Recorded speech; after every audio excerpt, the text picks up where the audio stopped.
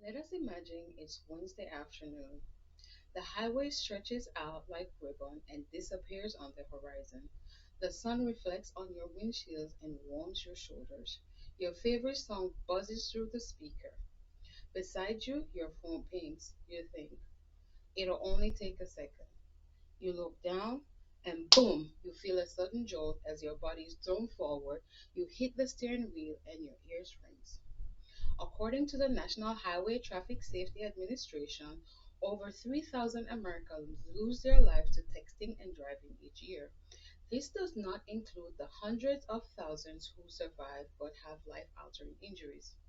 Today, I will explore popular misconceptions about texting and driving by presenting research that demonstrates the dangers and share real stories showing how a single second can permanently change a life. First, I will expose myths versus facts about texting and driving. Then, I will show you a graphic representation of the percentage of drivers who text while driving. Finally, I will share real life consequences to illustrate why this behavior must stop. Let's start by breaking down some common myths that many people use to justify texting while driving. I know you might be thinking, I can text quickly, so it's not dangerous. But in fact, taking your eyes off the road for just 5 seconds at 55 miles per hour means you've traveled the length of an entire football field completely blind. This was concluded in a research concluded by the Centers for Disease Control and Prevention. Think about it. You wouldn't close your eyes intentionally while driving, would you? Yet, that is exactly what texting forces your brains to do. Quickness is still deadly. I also know that you might be thinking, I only text at red light.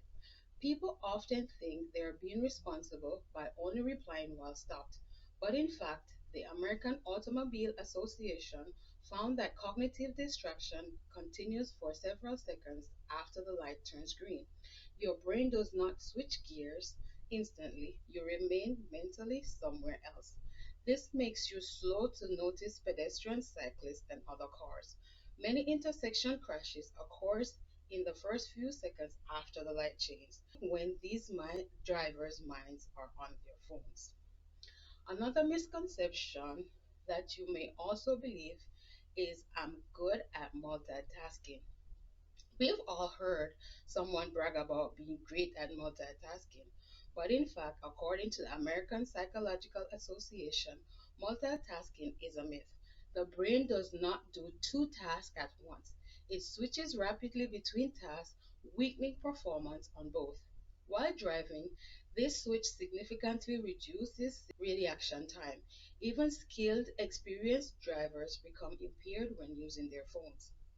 Now that we've cleared up the myths and reviewed the facts, let's take a closer look at what the data actually shows about distraction related crashes. As you look at this graph, we notice that the graph shows that drivers ages 16 to 24 are the highest rates for texting while driving. This is the same age group most likely to be new drivers, less experienced, and most vulnerable to fatal mistakes. Texting and driving is overwhelmingly a young people's behavior. Each year, more than 400,000 people are injured in car crashes involving texting and driving, according to the National Highway Traffic Safety Administration.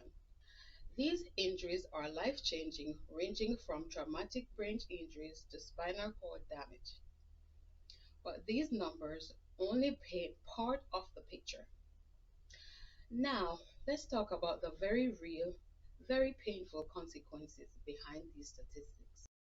This is Liz Marks. Liz was 2 months short of her 18th birthday when she was looking at the text while driving. She drove her car into the back of the flatbed truck, which was stopped with its third signal on, waiting to turn left. The message from her mom read, okay. Liz smashed into the back of the truck head on. The crash caused severe head injuries, resulting in blindness in one eye, partial deafness, the loss of her sense of smell, and her tear duct is also damaged. Liz cannot sleep without medication. Families are left grieving, And for those who survive, just like Liz, have to live with a lifelong disabilities, paralysis, chronic pain, or brain injuries.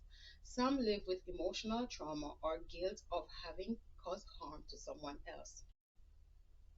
Now that you've seen both the fact and emotional realities, it's time to talk about what you can do right now to prevent tragedies like these.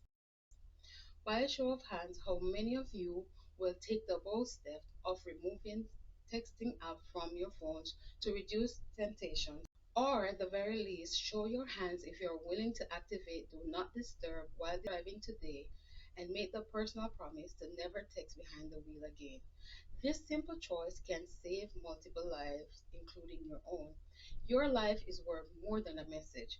Someone else's life is worth more than a notification. Let the text wait because your future should not have to. Thank you.